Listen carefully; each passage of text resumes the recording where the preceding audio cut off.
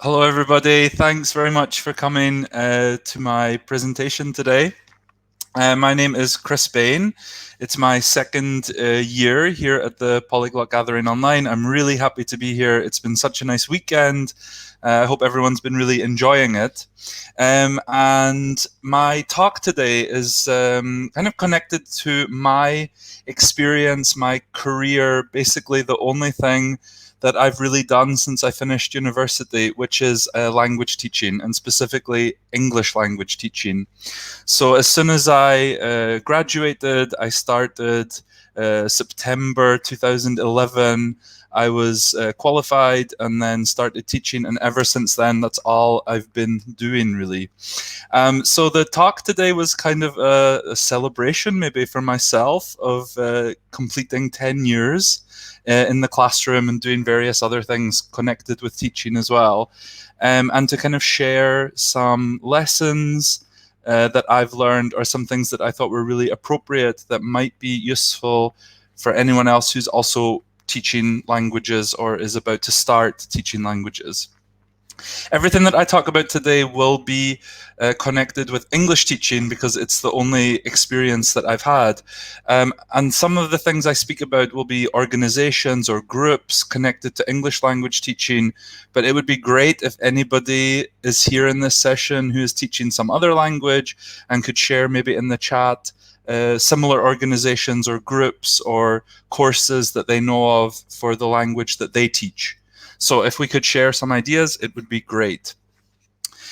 So I'm going to start off just with a quick explanation maybe of how it all started and where it's gone from there. So like I said, it was September 2nd, 2011. I came to Prague for the first time to complete a CELTA course, which is an initial English teacher training course. And I can't remember how I made the decision to do the course, to be honest. All I remember was that I graduated from university. I had a politics degree. I had no ideas what I wanted to do. But all I did know was that I had previously taught for one summer in Romania. I'd taught English to some high school students there and really enjoyed it. So I thought, why don't I try it? I looked around. I found the CELTA to be the most reputable course that I could come across. So I decided to go for it. I had a look at some different locations, different places, really liked the look of Prague. And so I came here for 1 month to do my initial teacher training. And since then, so over the last 10 years, I've done a lot of different things. I've been in Prague for the majority, well, maybe not the majority, but half of that time. So 5 of the last 10 years I've spent in Prague, not consistently, but kind of coming back and forth. It's like a second home now. But I've also taught in Japan and in China, in the UK and Poland. And obviously, like everybody, I've been teaching online a lot over the last year. I've done a lot of extra qualifications. I did the Delta, which is the diploma level, the kind of next step after the CELTA course. I've gotten qualified in teaching young learners. I have done EAP, academic English, working at universities. I'm currently the director of studies for young learners at a language school here in Prague. And I've also worked with some refugee organizations doing some teaching and teacher training to help them. So I would like to think I've amassed a very varied amount of experience in teaching, which has helped me get a kind of overview of the profession as a whole. I think that there are lots of downsides maybe to committing to language teaching as a career, but there are so many really, really positive aspects to it. I've had so many really great experiences. It's a career that I really recommend to people who are interested in languages, who are interested in working with people. And I've never regretted the choice that I made in all the 10 years that I've been doing it. Even this past year, which has been by far the most challenging of any of them. But even this last year, I've really, really enjoyed all the teaching that I've done. So going from this then, so yeah, 10 years of teaching, like I said, the 10 maybe top lessons that I've learned from all that different experience that I've had. And I want to start with one that I actually think's really, it seems really, really obvious maybe, but to me when I started, it definitely wasn't. And it wasn't something that became obvious to me for a lot of years actually, is that language teaching really is a career. Yeah, it's something when I started teaching, I thought, okay, so I'll go and I'll get qualified and maybe I'll go somewhere for a couple of years and I'll do some traveling and I'll move around, try different countries, try different types of teaching, and then I'll go and do something else because teaching was just a short-term solution maybe. But over time, I really realized that there are so many places you can go with teaching. So, of course, there's the bread and butter, let's say, of working with language, which is in the classroom. Yeah, so the teaching. But there are so many different kinds of teaching, even that you can do. You know, you can work in a language school. You can work in a university, you can work in a state school, in a kindergarten. There are so many different areas that you can move into, places you can work. And then there are just so many different areas that you can also move into. So we're talking about management, which in itself is a huge topic. Language skill management and teacher management is a huge area. Teacher training, becoming, for example, a CELTA or a Delta tutor, becoming a young learner, trainer. So many opportunities for this as well. And then there's all the other things: syllabus design, materials development, creating exams for students. So many different things that you can do. It's obviously the key one is in the classroom, the actual teaching. But I would say there's so many different places you can go with it. There's so much progression that you can make upwards and also into other areas of teaching. It's really a huge industry with so many different things that you can do. Yeah, it's just something I never thought about when I started. Yeah, I just thought teaching is teaching, and that's it. But I'd say it's a huge industry with so many possibilities. And whatever you're interested in, you know, if you're really interested in materials, if you're really interested in training, if you really like working with teachers rather than all the time with students, there is something that you can find and something you can do within language teaching. So I'd say the teaching is just the start of a really huge number of options that are available within the industry of language teaching. And then kind of further to this also, I would say, is that English teaching really is not only English teaching, using the example of English, but obviously it's the same with all languages really, that when we think of English teaching, so maybe we think of students, can be adults or children in a classroom, and they are A2 level or they are C1 level, and they're learning vocabulary and grammar so that they can communicate. They're doing reading and listening tasks. Okay, and this is maybe the initial, you know, image you have of the classroom.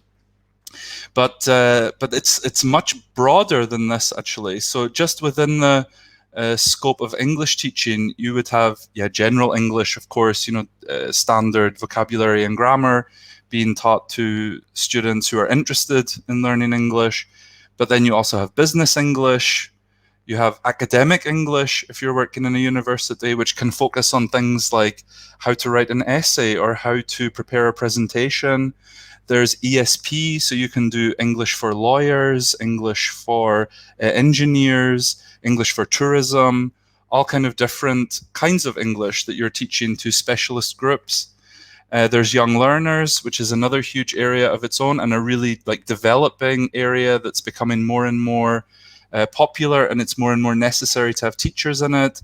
We have, for example, here in our school, so many more young learners now than we did in the past, and so many more than the adult students that we have.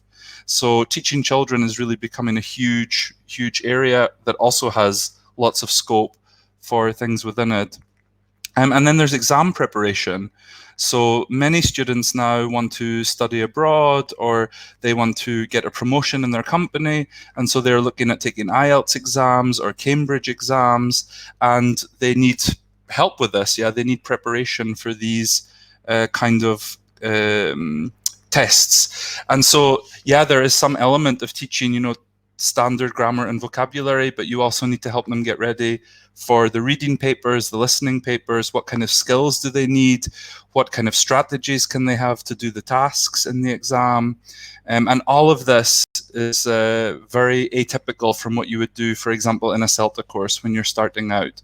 So I would say that there's so many different areas you can get involved in.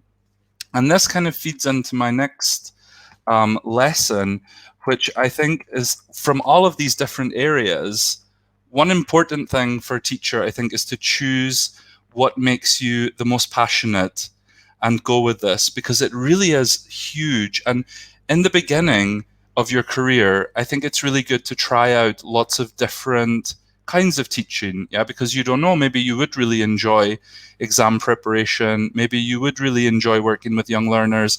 You might not know until you've tried it.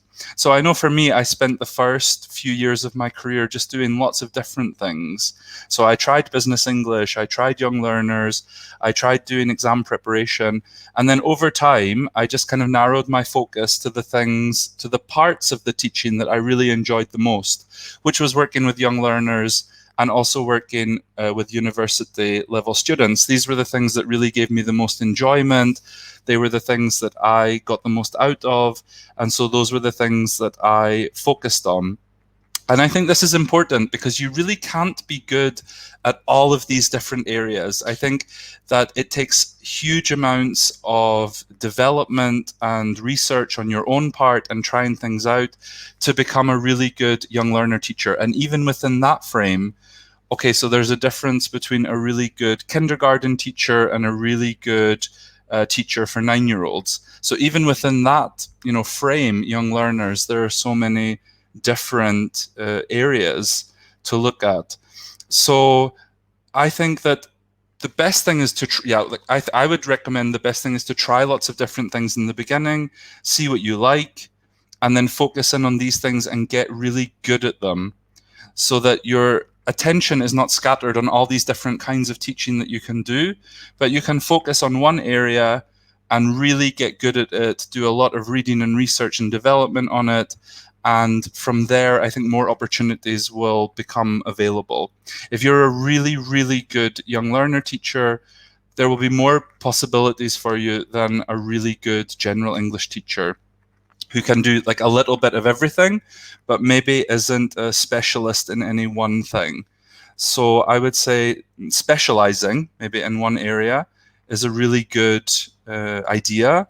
But I think before you do that, you need to try some different things to see how they work for you and what you like and what you don't like.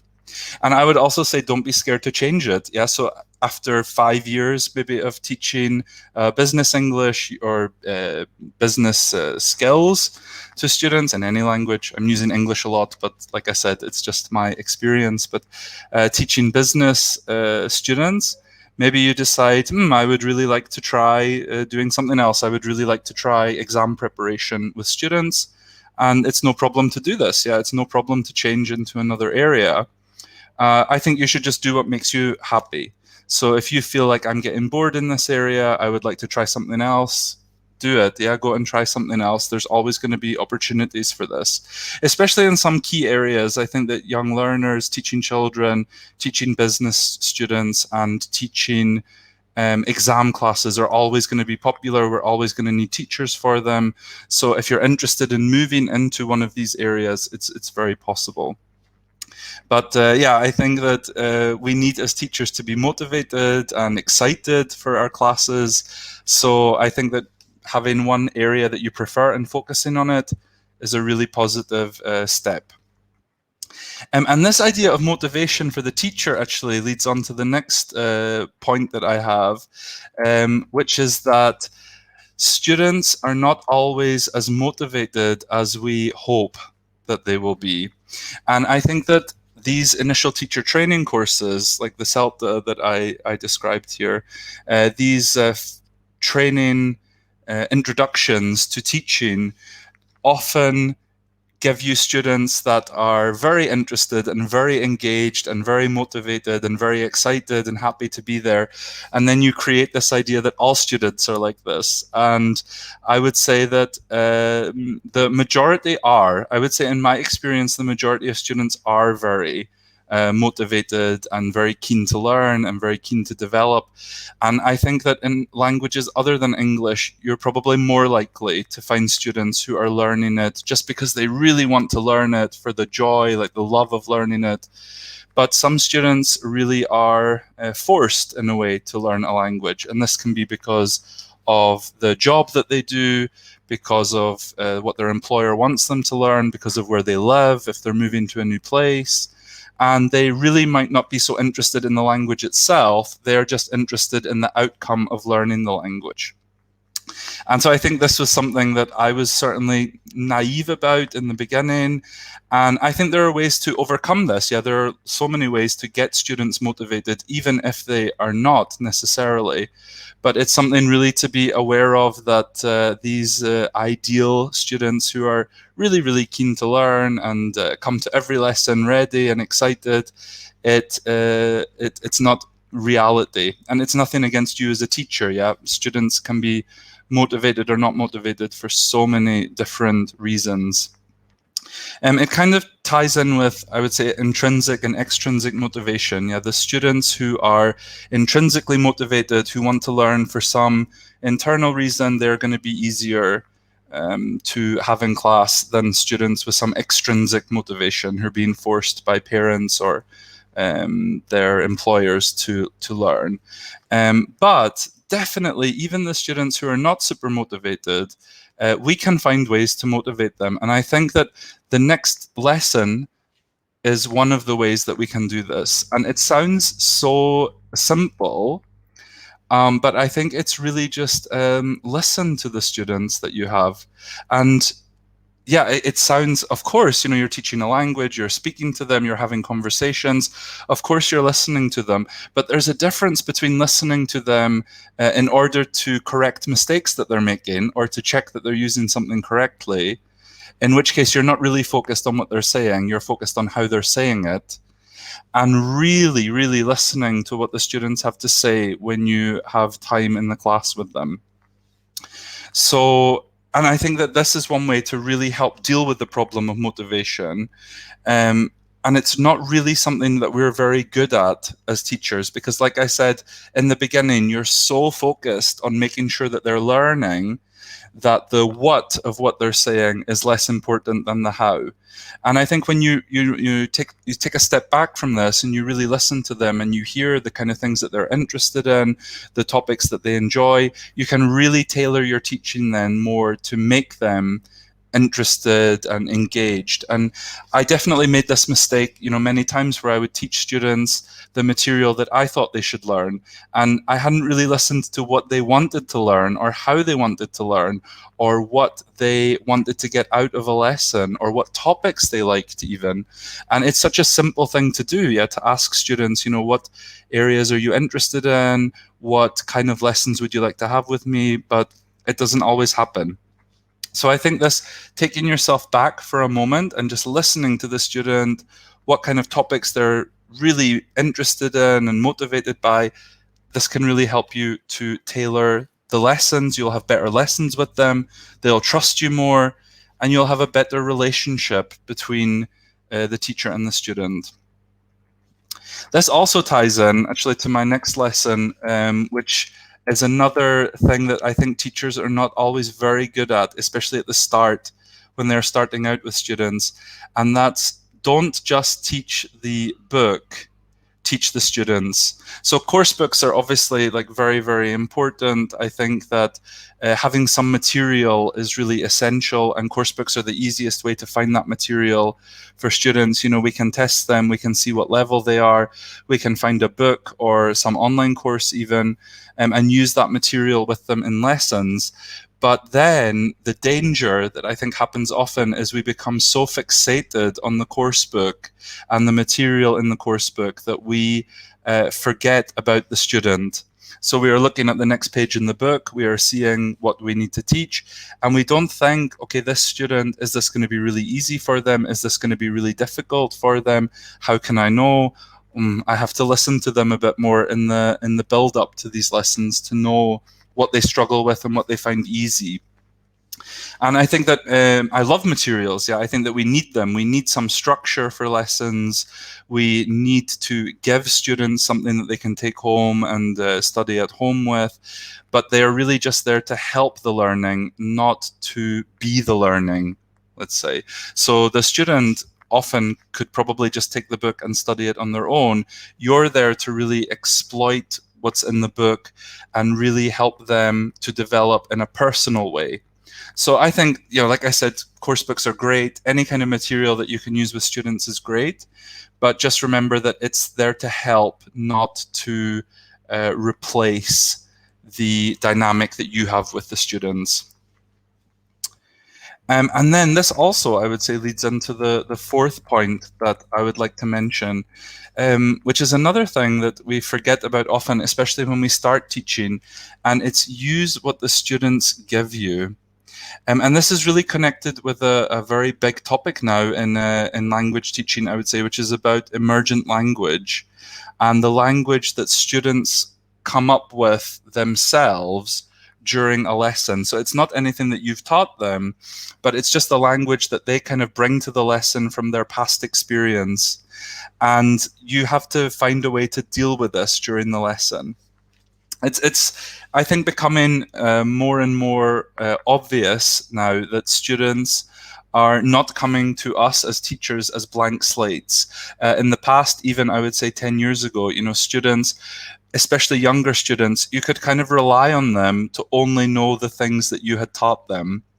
But now there's just so many sources of input, there are so many ways that students can get language from the internet, from computer games, from social media, that they're absorbing lots and lots of language from other places, not just the time that they have with you. So I think that this is, also an area that I've really developed in over the years, is realizing that what I give them is not the only thing they have. And they're coming to me with so many different backgrounds and different ways of spending their free time and different vocabulary, different phrases that they've heard. And part of my job really is to help them to harness these, to use them correctly. And I think it's a really common thing when you have students who are maybe a slightly higher level, who've had quite a bit of exposure already to the language. They will experiment a bit. They will try using some language in a way that doesn't always work, or comes across rude, or just sounds strange. Yeah, so you just say, yeah, this doesn't sound like something I would naturally say. But they've heard it somewhere. Yeah, they know that it exists, and they're trying it with you. And then your role is to say, okay, so maybe I wouldn't say it exactly like this because the connotation is this, and maybe we can try saying it a different way. So I would say, yeah, I definitely have realized over the years that students have come to me with much more than they used to in the past, and from so many different sources. And it's really important to take this, what they give you, and find a way to help them improve on this. Don't just go with the things that were in the book. Go with, let's see what comes out during this lesson, let's see what they come up with, and then we'll do something with that. And I think there's no problem with taking time out of a lesson and saying, okay, we're doing this piece of material, but you just said that really interesting thing, and actually we can focus on this for a moment, and it will be so useful for the students, and they so appreciate it when you're able to do this, when you're able to respond to something they've said and give them immediate feedback, give them immediate help with something. And also there's a real sense here of the teacher and the student working together. So it's not just the student says something and the teacher responds to it, but it's the student said something and then you both discuss it together, how it might be said differently, how you could change what was said. And it's more a nicer dynamic, I would say, between the two. It becomes less teacher-student and just two people discussing some language that was used and seeing if we can improve it or work on it. The next point I would say is one that also I've really developed this over time, and I'd say it's the lesson to not take yourself too seriously. And it's something, certainly when I started out teaching all those years ago, you think that teachers should behave a certain way, that there should be a certain distance between teachers and students. And if the last year has taught anything, I think it's that we need to be much more flexible with students. We need to be much more relaxed with students. I've been teaching in my bedroom online for almost a year now. You really expose yourself a little with students. Yeah, they can see my apartment, they can see where I live, they get more insight, and you're seeing the same for them.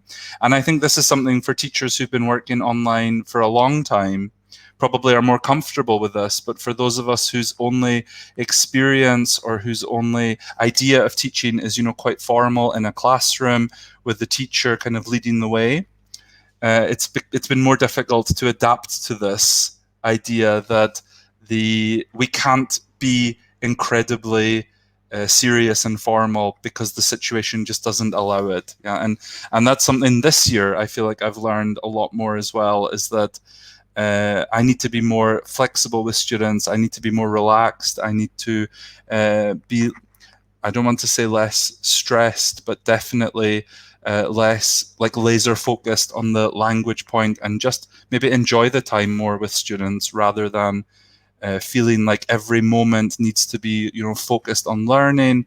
There is so much humanity and connection involved in language teaching that I think taking some time for that is really, really important, and let down the divide between the teacher and student when you can. Obviously not too much, but when you have the chance to, I think it's so important for the relationship that you have. The second lesson is kind of taking a different, going a different way, but it's something that I think is incredibly important. And again, this last year has really shown me how important it is. And that's that if you're going to start teaching, try to become part of a community. And in terms of English teaching, there are so many, and some of the biggest ones, I would say, for example, is IETFL, Bali for academic English. There are many regional ones as well. So, for example, this one for teachers who are working in Japan. I'm sure every country has some similar association or group. For example, IETFL, they have regional groups also in Poland, in Hungary, that organize events that you can go to. There are so many online conferences now. There are so many events, webinars that these organizations organize. And I think it's so invaluable to have this time with other teachers. So again, when I started, it felt very much like, okay, there was me and there was the other people around me in the staff room, and this was where all of your ideas came from, and this is where these were the people that you shared everything with, and these were the people that like supported you and helped you. But now, I think there's a global audience for this. Yeah, there's so many chances to interact with teachers who are working in other schools, in other countries, in other teaching formats, and it's great to be able to share all of these ideas and feel like part of a community. And it can be as simple, even as just typing into Facebook, Prague English teachers, which is what you can see here, and there will be groups, in your local area for people who are teaching. And I just think these connections really, really keep you motivated, keep you excited about teaching, give you new ideas, new ways to think about things. And I really, really recommend and suggest. One of the best things I ever did was becoming involved in a lot of these communities and really developing relationships with other people who were also teaching and doing the same as me. And this last year, it's been 100% invaluable. It's been the best thing to help get through this crazy year that we've had. And then the last thing, the last lesson, number one, and I've saved it for number one because I do think it's the most important one. And I really think that, teaching, and especially language teaching, we should really try to explore try out new things and be creative. Really, try your best to try new things, experiment with new ways of teaching and doing things. We are so lucky, actually, as language teachers, to have a lot of freedom to try out new things and experiment with new things that in a more traditional school format, you just wouldn't have the chance to do. Yeah, you just wouldn't have any chance to do this because it's so prescriptive. But in language teaching, it's so free. And I would say, keep developing, keep improving, keep learning new techniques. It's such an exciting job to have. It's something that I'm so proud of. I'm so proud of all the things that I've done in the last 10 years. There were just so many opportunities out there. Really try and keep doing new things and keep improving and updating your skills as much as possible. So that was it, really. Thanks very much for listening to the presentation. I hope none of it was too patronizing or too kind of simplistic, but I really hope there were some things here maybe that you could take away if you're a teacher yourself, or if you're looking at getting into teaching and think about. So we can move on to questions, and I can see there are quite a few questions here, so I can start with the first one, which is an interesting one actually as well. It says, a native or non-native, who are better English teachers? This is a question and a topic I think that comes up so often.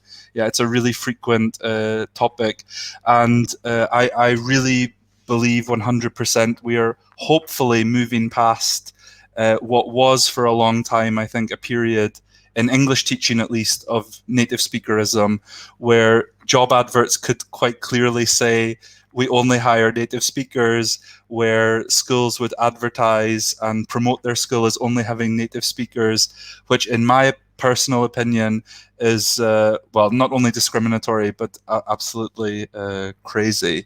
Because I would say some of the best teachers that I've seen in English teaching have been non-native speakers who have learned English themselves.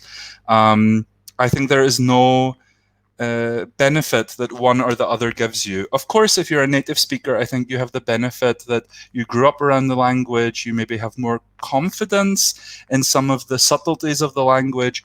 But if you're a non-native speaker who is at C1 level, which is what you should be to teach, for example, at our school, but even very strong B2 students can be very good teachers. You've learned it yourself. Yeah, you know what the problems were. And especially if you are, for example, a Czech teacher teaching Czech students, you know where the problems are for students who have that same first language as you. So you know, oh, they're definitely going to have problems with this because of this issue with our language, which is something native speakers will never know unless they also are very high level in the language for the students that they're teaching. So I think there's nothing in this. Yeah, there's no difference. I've met a lot of, or I've worked with a lot of brilliant native speaking English teachers and a lot of brilliant non-native speaking English teachers. And I think the passion, the enthusiasm, the dedication, this is the most important thing, not whether you're native or non-native. But it is a controversial topic, and it's something that comes up again and again, and there are so many opinions on this. Okay, so this kind of ties in with the second question. It says, do you see more challenges if the language you're teaching is not your mother tongue, or is it actually an advantage? So this kind of, connects a bit with what I said previously. I think if it is not your mother tongue, then you definitely have the advantage of having learned it and seen what went wrong for you when you were learning it and what problems that you had when you compare it to your own language. So I would say there's definitely advantages to it. Definitely, if you've learned the language yourself, you just have more empathy also, I think, for the students. You have a clearer understanding of why they're finding things difficult. I do think that many non-native, I don't really like using this word native, but yeah, like non-native English speakers struggle with confidence. So even though they do know the things that they're teaching, they sometimes feel maybe inferior, or they feel not as good as native speaker teachers, which again is something that I really hope and I feel is changing, and should continue to change in the future, because the skills that they bring are just as good as the skills that somebody who grew up speaking the language bring. And I would say, as a learner, also, I've had excellent experiences with both. So I can say I'm a German student and a Japanese student, and for instance, at the moment, I have two German teachers, and one of them is Serbian and one of them is Czech. Neither of them are native German speakers, but they're both fantastic teachers. And for Japanese, I had one native Japanese speaker as a teacher, and also an English, someone who was brought up in England, who was teaching me Japanese. And yeah, I would say, again, both of them that I had at that time were great in different ways, but it was more about them as people, which might be a result, yeah, of their culture and where they grew up, and so their approach to teaching is a bit different. But all of them were great teachers. It didn't matter whether they grew up speaking the language or not, from my perspective as a student. Okay, the next question says, how do you feel about online teaching? My experience has shown that the teacher's job and effort is highly underappreciated and will probably always be underpaid. Your thoughts on that? I would say that I don't know actually how easily I could talk about online teaching. I would say maybe for the last year I've been teaching online rather than online teaching. I think that what we've been doing in a lot of language school contexts is kind of emergency remote teaching. So we are not trained online teachers. Our school is not an online school. We are just doing it as a substitute for face-to-face lessons because we have no choice.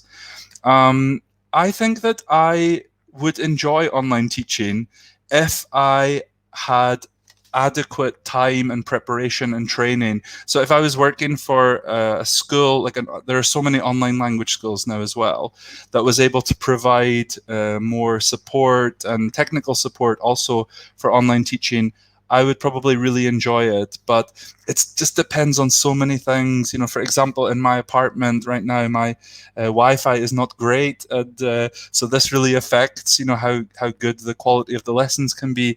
So yeah, if you have excellent equipment and excellent Wi-Fi and all these things, yeah, it could be great and really fun.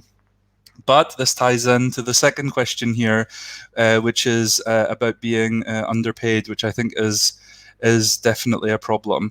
I think that there's been a shift in the last few years in Europe to more freelance teaching, where teachers aren't necessarily employed by language schools but work for themselves and cooperate with a few different schools. It's what I do at the moment, and I think that this is a good way to increase, because I think a lot of the salaries that are offered are very low generally. But if you can be paid as a freelancer, as a self-employed person, I think there's a lot of scope for negotiation, and it's really about how qualified you are. So yeah, if you're a first-year teacher who's just started, the salary can be very low. If you have, you know, 5 years of experience and you've done some qualifications, which a lot of schools will pay for. So, you know, if you find a school that will pay for you to do some higher level qualifications, this can really push your salary up. And I think there's a lot of scope for you to set your own kind of idea for what your lessons are worth. And in terms of being underappreciated, actually this year, I would say from my experience, that for me, the opposite has actually been true this year, and that parents especially have been so appreciative of the lessons that we've done, the lessons that I've done with students, and how much kind of thought and effort and time has gone into making sure they're still having a good experience. And part of it maybe is that I've had a closer connection with parents this year because everything's been done through email and through Zoom. So maybe they've had more chances to share their feelings with me about the lessons. But I would say that they've generally been really positive about the lessons that we've had this year. And I've had some really nice emails from parents. So yeah, maybe in different contexts, you're going to produce different results, and it's not always going to be so positive. And who knows, you know, a year from now, if the pandemic is finished and we're back to normal, maybe this level of appreciation will go back to where it was.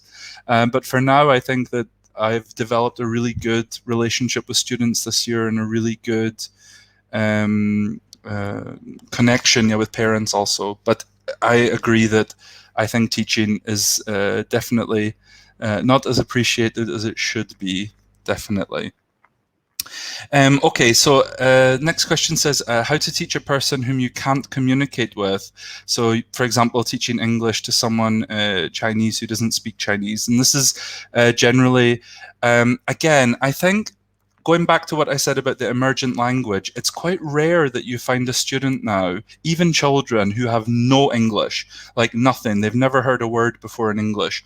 So I think if you do have a beginner student in any language, if you have a beginner student and you don't know any of the language that they speak, really try during those first few lessons to get as much out of them as possible. And you'll see that they probably know quite a bit more than you would first think when you see that they're a beginner or that they're just starting out. One of the nicest things I remember when I first started learning Japanese was learning all of the katakana words that were very similar in English and in Japanese, and you're kind of building from this. Yeah, so looking for loan words, looking for words that are very, very similar between the two languages, and then using this to build from can really help as well. Yeah, obviously in Europe it's a little bit easier than for example, when you're teaching in Asia, because there's not so many connections maybe. But yeah, I would say you would be surprised how much they come to you already knowing. The next one is, so how does one find advanced or professional level students? So corporates, lawyers, academics, and I think there's two choices here. One of them is either using online presence to find students yourself, which a lot of people are doing now, like using Instagram or Facebook or blogs, websites, to kind of tailor to one group of people that they would like to work with, or finding language schools in your area that specialize in this. For example, in Prague, we have schools like the one that I work at that really specialize in young learners. So if you want to teach children, you would contact our school and see if we had some hours and some classes. But there are other ones that specialize, for example, in business English. So I think reach out to the schools that are in your city or your area, and say, you know, I'm interested in teaching business English. I have this background. I think it would be really useful. Could you give me some classes, and see what they've got on offer? So I would say the two things: either you using your own online presence to find students, or cooperating with a school that can provide you with those students that you want. And then the next question says, how can I join the creating exams for students industry? I think this is something, exams is a really popular area that people like to move into because it's very rewarding. Yeah, it's a very, you know, nice job. I do think you need a lot of experience for this, so it's not something you can immediately jump into. But there are a lot of, for example, if you look at IETFL, they have many special interest groups, and one of them is about exams. So I think finding some of these groups, yeah, it goes back to what I said about community. Finding groups like this special interest group for IETFL that focus on this, that focus on exams and focus on working in exams, getting involved in them, going to some events, meeting some people. This is really the best way to make these connections and then to find work in this area. Okay, and then the next one says how to teach children or teenagers that are studying English because of their parents. It's very, very common. It's very, very, very common. Yeah, that young students come to a language school because their parents have signed them up for it. They're not necessarily interested themselves. It goes back to this intrinsic, extrinsic motivation. They are really forced to come to the lessons. The parent decides the time that they will go. The parent decides when the class will start. Yeah, they decide everything. The parents have total control over it, and the students are not always so interested. This goes back, I think, to this, you know, being creative, being like fun with the students, being relaxed. I think that they will really enjoy the lessons if you enjoy the lessons. So I think, you know, a lot of people go in and we do have some teachers, you'll say, okay, you've got a class of teenagers now, and they think, oh no, teenagers. And they go into the class with this kind of really negative, like, oh, they're not going to be interested, they're not going to be motivated. And then this feeds into the idea that the students are going to be demotivated, and actually it becomes like a cycle, like a vicious cycle. So I think go in with a blank slate, go in, like, don't think about it, whether they've been forced to be there or not. Just go in, treating them all the same, whether the parents are, shoving them into the classroom or not. Really try during the first few lessons to get to know them, really try and connect with them, find out what they like, find out what their hobbies are, find out the things that they enjoy, and then try to tailor the lessons around this. So if all the students love Minecraft, excellent. We can try to incorporate some Minecraft into the lessons, and they'll enjoy it so much more. Or Game of Thrones. For a while, Game of Thrones was very popular with teenagers that you could use to make lessons around. And so maybe we have time for one more question then. So maybe we can look at what platforms do you recommend for non-native speakers that want to teach ESL? And I would say, I don't know what I would recommend for this really. There are some platforms, for example, I know like Lingoda and Italki, and I don't know what their stance is on non-native speakers who want to teach ESL. But I would say, again, I think that a lot of, if you're in a position to be self-employed and to be a freelancer, there is so much scope to actually find students yourself without actually needing a platform. Yeah. So if you are qualified and you do some development and you know what you're talking about and you're able to share materials or ideas, you can really get students to come to you. And if you build up some, reputation with students, they'll recommend you to other students as well. So I think there are some platforms, I guess, that you can definitely apply to and see if they would accept you, but I don't really know what the policies would be for it. But I think there's a lot that teachers can do themselves to sell themselves and make themselves attractive to students who would then come to them directly.